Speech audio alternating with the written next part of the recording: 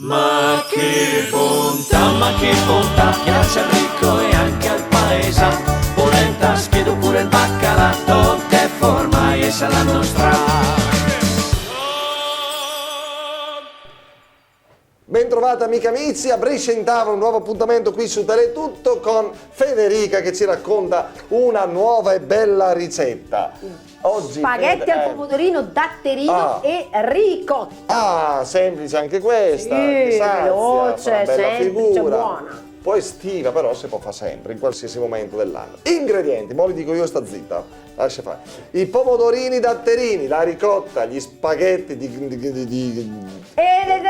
Basta! Le metti dice meglio ingredienti, sono scritto a farfogliare ed è mio.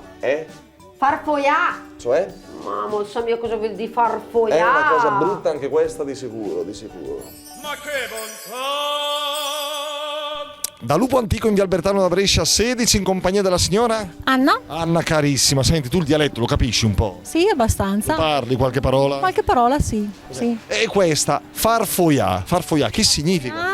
Parlare male, balbettare. Incespicare, parlare male. Esatto. Insomma, succede, insomma, poi va bene così, si vuole bene a tutti. Tu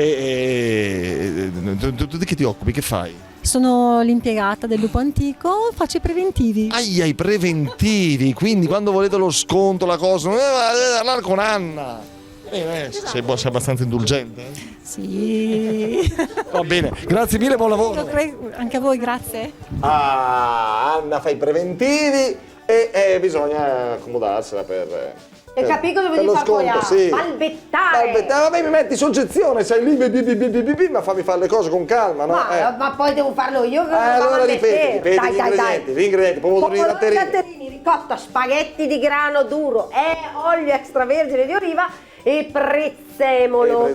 La ricotta l'hai detta? Sì, l'hai detta tu. Basta. Va bene. La lavorazione, dai, procedimento. Dovremo lavare e tagliare i nostri pomodorini e li metteremo in una padella con olio, sale e burrone.